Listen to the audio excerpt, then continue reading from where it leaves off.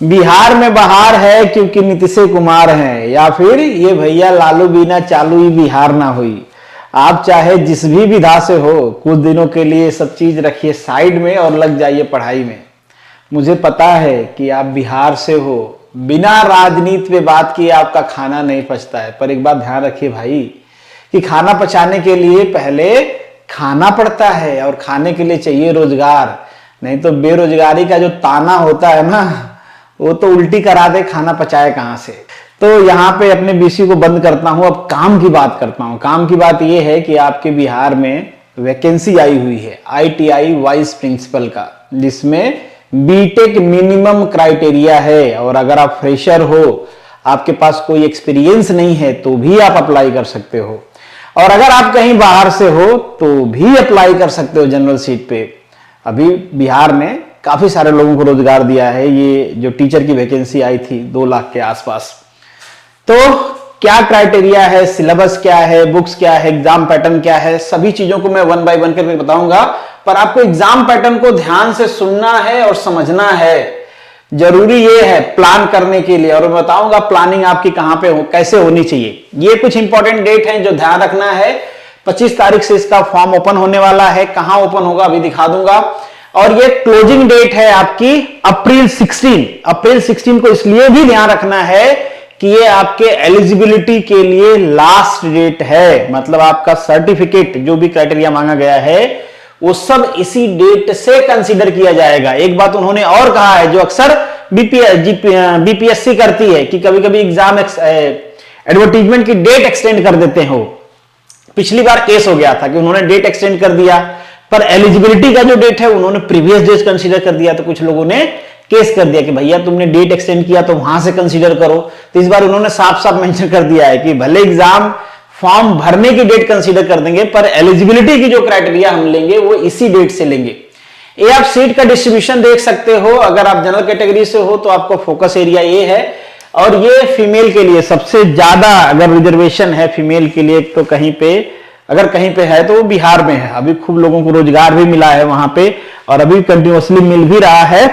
ठीक है, अब जीपीएससी वालों की हालत खराब हो गई है, एग्जाम टाइम से करा नहीं रहे। मुझे पता है कुछ बच्चे जीपीएससी वाले देख रहे होंगे, भाई तुम लोग भी प्रेशर बनाओ।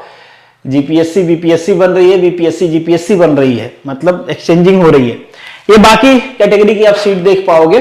ठीक है, ओबीसी को वहां पे 2 सब कैटेगरी में डिवाइड किया गया है, तो कंफ्यूज मत हो जाना अगर आप बाहर से हो तो। अत्यंत पिछड़ा और पिछड़ा 2 वर्ग होता है कई सारे जगह पे, जैसे गुजरात में है केवल पिछड़ा वर्ग होता है, और भी बहुत सारे स्टेट में केवल पिछड़ा ही होता है, अत्यंत पिछड़ा का क्राइटेरिया हर जगह नहीं है। अब इस वैकेंसी के लिए जो एसेंशियल है, जो मैंडेटरी क्राइटेरिया है, वो होना चाहिए बीटेक। यहां पे डिप्लोमा एलिजिबल नहीं है। गुजरात में जो वैकेंसी है ITI प्रिंसिपल की, वहां पे डिप्लोमा भी है। ये वाइस प्रिंसिपल की वैकेंसी है, पर यहां पे डिप्लोमा एलिजिबल नहीं है। मिनिमम क्राइटेरिया बीटेक होना चाहिए, बी या बीटेक। फ्रेशर एलिजिबल है, पर जो मैंने आपको 16 अप्रैल की डेट दिखाई तब तक आपका रिजल्ट आ गया होना चाहिए। अभी जो बच्चे पास आउट होंगे, मतलब उस टाइम पे एग्जाम हो रहा होता, अगर कोई डीम्ड यूनिवर्सिटी है उसका रिजल्ट आ गया तो बिल्कुल आप एलिजिबल हो जाओगे, टेंशन वाली बात नहीं है। डिजायरेबल क्राइटेरिया या एडिशनल क्राइटेरिया है आपका एमटेक और एक्सपीरियंस। अगर हो तो ये डिजायरेबल है, इसके मार्क्स मिलेंगे। आगे मैं यही इसीलिए बोल रहा था कि एग्जाम पैटर्न आपको ध्यान से सुनना है कि किसके आपको कितने मार्क्स मिलेंगे। आपकी जो एक क्राइटेरिया है 22 साल से लेकर 37 साल के बीच होनी चाहिए अगर आप जनरल कैटेगरी से बिलोंग करते हो तो। बाकी ओबीसी जनरल फीमेल का 40 ईयर है, और इसमें ईबीसी भी आ गया जो अत्यंत पिछड़ा वर्ग है। SC ST के लिए 42।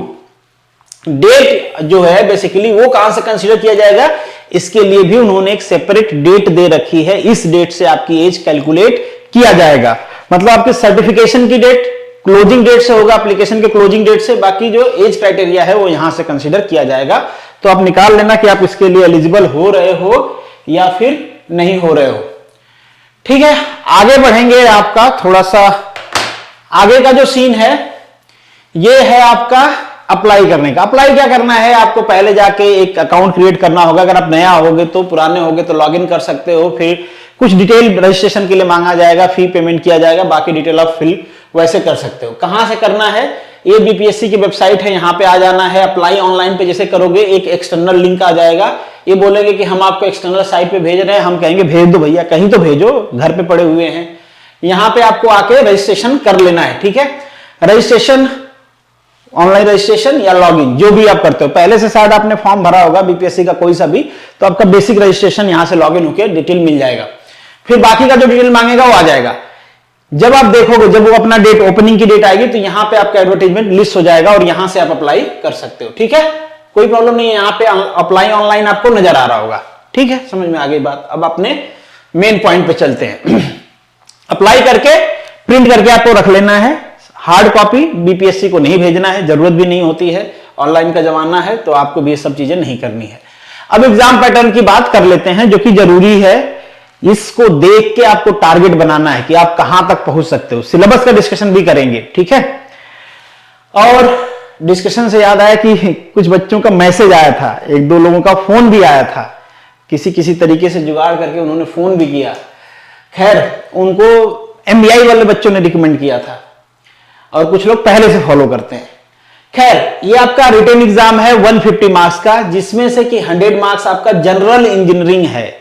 जनरल इंजीनियरिंग मतलब इसमें उन्होंने सिलेबस दे रखा है, पर जो बेसिक या मैक्सिमम क्वेश्चन पूछे जाएंगे वो मैकेनिकल और इलेक्ट्रिकल के होंगे। ये दिमाग में बिठा लेना। सिलेबस में चाहे कुछ भी दिया गया हो, क्वेश्चन कॉपी तो उनको भी ऑनलाइन करना है या कहीं बुक से कॉपी करना है, वहां पे जनरली उसी का क्वेश्चन मिलता है, एमसीक्यू, तो फिर क्वेश्चन तो वही आने वाले हैं, ठीक है।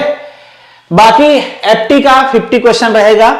एज ए इंजीनियर या इंजीनियर होने के नाते आपसे उम्मीद किया जाता है कि एफटी आपकी अच्छी होगी। वो परसेंटेज, औसत, वो स्पीड, ये सब चीजें जो एफटी के होती हैं वो आपको आती होंगी, नहीं आती होंगी तो भी आपको प्रैक्टिस कर लेना है। तो ये हो गया आपका टोटल 150 मार्क्स का रिटन एग्जाम, ठीक है। फिर इसके बाद आपका 100 मार्क्स में इंटरव्यू और कुछ एडिशनल मार्क्स हैं, वो मैं आपको बताता हूं। पहले मान लेते हैं कि आप यहां पे 60% परफॉर्म करते हो, 60% मार्क्स ले आते हो, एक एज्यूम करके मैं चल रहा हूं, एग्जाम्पल की तरीके से बाकियों को भी समझा देता हूं आपको। तो यहां पे आपके 90 मार्क्स हो गए। मान लीजिए रिटन में आपने 90 मार्क्स का स्कोर किया हुआ है। अब देखते हैं कि आपको बाकी कहां कहां से मार्क्स मिलेगा और कैसे मिलेगा। इसमें मिनिमम क्वालिफिकेशन का है आपका बीटेक का 40 मार्क्स, मतलब आपने बीटेक किए हैं तो आपको 40 मार्क्स मिल जाएंगे, ऐसा नहीं है। बीटेक तो मिनिमम क्राइटेरिया सब लोग किए होंगे, ये मार्क्स मिलेगा आपके परसेंटेज के हिसाब से। अब हम मान के चलते हैं कि बीटेक में कुछ लोग 90% भी ले आते हैं, पर ठीक ठाक यूनिवर्सिटी होती है तो 70% तक पढ़ने वाले बच्चे लाते ही लाते हैं। तो मैं मान के चलता हूं कि आपका 70% मार्क्स है, उसी के रेशियो में आपको यहां पे नंबर मिलेंगे, ये जो 40 मार्क्स हैं। मतलब अगर आप 100% बीटेक में मार्क्स लाते हो तो आपको 40% मिलेंगे। अगर आपने 70 लाए हो तो कितना मिल जाएगा आपको, मल्टीप्लाई बाई 0.4, तो 7 चौक 28, मतलब आपको मिलेंगे 28 मार्क्स आउट ऑफ 40 मार्क्स। बहुत ज्यादा डिफरेंस नहीं होता है। मान लो कोई 90 लाया होगा, उसको कितना मिल जाएंगे, 36 मार्क्स मिल जाएंगे, मतलब 8 मार्क्स का डिफरेंस। 8 मार्क्स का डिफरेंस कम नहीं होता है, पर 90% लाना मुश्किल भी होता है, ये भी तो मान के चलो आप, उतना मार्क्स आता नहीं है। एक्सेप्ट देन की ऐसी बोकस यूनिवर्सिटी है जो कॉपियां चेक नहीं करती है, केवल मार्क्स देती है, ठीक है। और वैसे बोकस यूनिवर्सिटी से जो पढ़ा रहेगा वो रिटन में कहां 90 नंबर लाएगा, या फिर रिटन क्यों क्वालिफाई हो पाएगा, वो तो फेल हो जाएगा। तो उनसे कोई कंपटीशन नहीं है आपका। बाकी अगर आपके पास डिजायरेबल क्वालिफिकेशन है, जैसे कि आपने एमटेक कर रखे हैं, तो उसके आपको मिलेंगे 20 मार्क्स। अगेन वही क्राइटेरिया है कि जब 100% आपका रहेगा तो 20 मार्क्स मिलेगा। अगर सीजीपीए वाला सिस्टम है आपके ग्रेडिंग में, चाहे बीटेक में या एमटेक में, तो उसको पहले परसेंटेज में कन्वर्ट किया जाएगा, आपके यूनिवर्सिटी के रूल के हिसाब से फिक्स मार्क्स का डिस्ट्रीब्यूशन होगा। तो हम मान के चलते हैं कि थोड़ा पीजी में अच्छे मार्क्स आते हैं, और पीजी में अच्छे मार्क्स होंगे तो हम मान लेते हैं कि ये 80% आपको मार्क्स यहां पे मिल जाएगा। 80 का 20, तो यहां पे आपको 16 नंबर मिल जाएगा। ये टोटल मार्क्स कितने हो जाएंगे, ये हो जाएंगे 14 और 4 ना, ये आपका 44 मार्क्स हो गया। इसके बाद आपका इंटरव्यू के कुछ मार्क्स हैं, इंटरव्यू के मार्क्स हैं, और यहां पे एक्सपीरियंस के मार्क्स हैं। एक्सपीरियंस के मार्क्स का मैं आपको बता देता हूं। एक्सपीरियंस अगर आपका इंडस्ट्री का है तो ये बड़ा हैवी क्राइटेरिया कह रहे हैं कि मिनिमम वर्कफोर्स वहां पे 400 का होना चाहिए, मतलब 400 लोग काम करते होंगे और ऐसे इंडस्ट्री में आप काम करते हो, तब आपके एक्सपीरियंस को कंसीडर करेंगे। 1 साल का होगा तो आपको 5 मार्क्स मिलेगा, 1 साल से ज्यादा का होगा तो आपको 10 मार्क्स मिलेगा, और 10 इज द मैक्सिमम मार्क्स।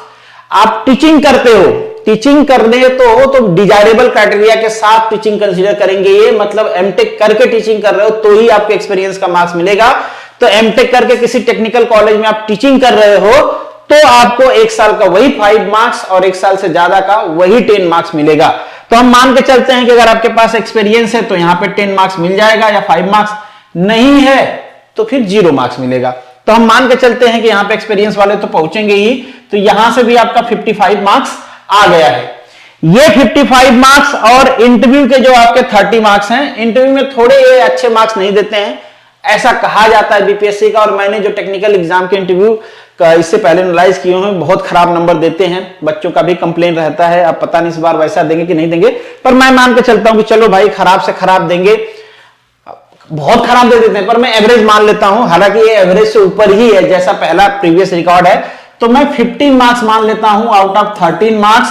तो ये हमारा हो जाएगा 70 मार्क्स के आसपास ना। तो ये आपको टोटल मार्क्स जो मिल गया 70 आउट ऑफ 100, और ये 90 आपका टोटल मार्क्स हो गया 160 आउट ऑफ 250।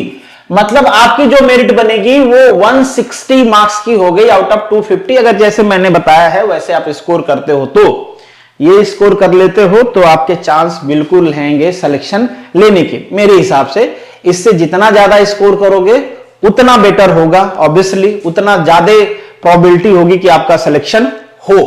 ठीक है, ऑब्वियसली भाई ये प्रेडिक्शन नहीं है कितना कट ऑफ जाएगा, मैंने एक जनरल समझाने के लिए भी और एक एवरेज से थोड़ा ऊपर वाला मार्क्स कंसीडर किया है। सबके इतने मार्क्स आएंगे भी नहीं, घबराने वाली बात नहीं है।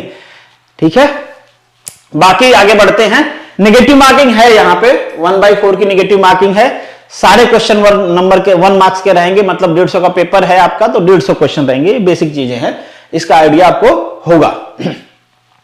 अब देख लीजिए आपका एफटी वाला सिलेबस है, हिंदी में लिखा हुआ है, सारी बातें वही, औसत ब्याज, अनुपात, बल, दूरी, डिस्टेंस, ये सारी चीजें, मतलब जो जनरली एफटी में रहता है वो सारी चीजें यहां पे हैं। तो आप पढ़ लीजिएगा एफटी का बुक, कोई सा बुक आपके पास हो आप पढ़ लीजिए, कोई प्रॉब्लम नहीं है।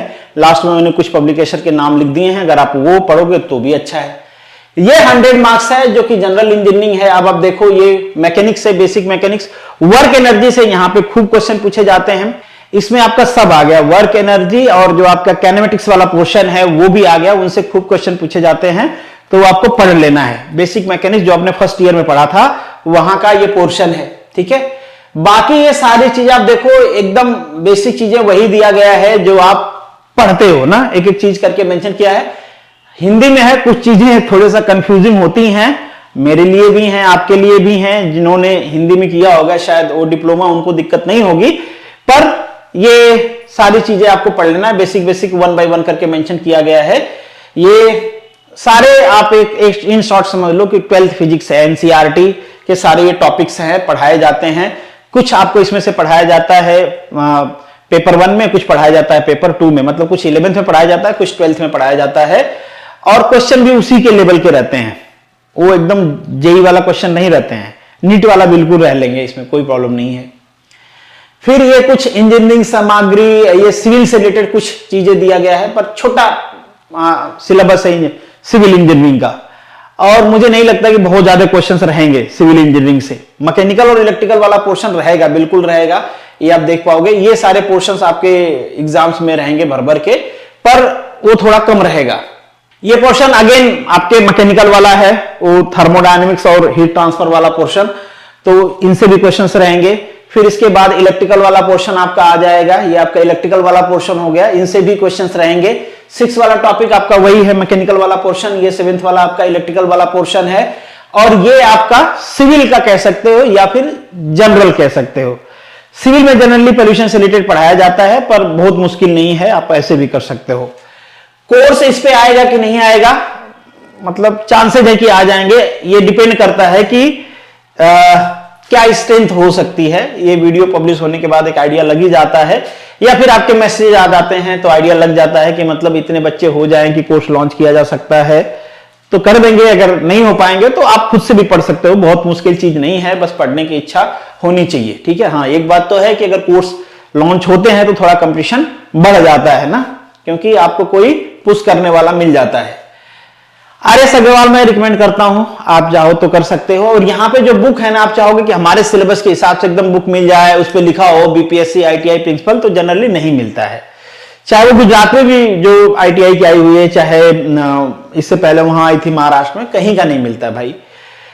पहले तो 4-5 साल 10 साल बाद एक वैकेंसी आती है, इसके लिए स्पेसिफिक सिलेबस होता है, कौन बुक रखे, और फिर उतना बुक बिकेगी नहीं, आदमी का घाटा होता है, पब्लिशर का, राइटर का, कोई लिखना नहीं चाहता है। ठीक है, तो बुक जनरली नहीं मिलती, तो ये बात अपने दिमाग से निकाल दीजिए। आपको ढूंढ ढूंढ के पढ़ना पड़ेगा या फिर कोई कोर्स ज्वाइन करना पड़ेगा। अब दोनों में से आपकी चॉइस है कि आप क्या कर सकते हो। खाली बैठे हो तो ढूंढ ढूंढ के भी पढ़ सकते हो, और अगर आप जॉब करते हो, कम टाइम में ज्यादा चीजें पढ़नी है, तो ज्यादा बेटर है कि कोर्स ले लीजिए। ठीक है, बाकी कोई डाउट है तो कमेंट बॉक्स में आप लिख ही सकते हो। कनेक्ट रहिए। टेलीग्राम चैनल है @मनु एकेडमी, अगर आप पहली बार देख रहे हो तो ज्वाइन कर लीजिए। एक चैट वाला भी है @मनु एकेडमी ऑफिशियल, वहां पे ज्वाइन कर लीजिए। कोई प्रॉब्लम है, कोई डाउट है तो कमेंट बॉक्स में लिखिए, मिलेंगे नेक्स्ट वीडियो में। तब तक के लिए all the best, good luck and जय हिंद।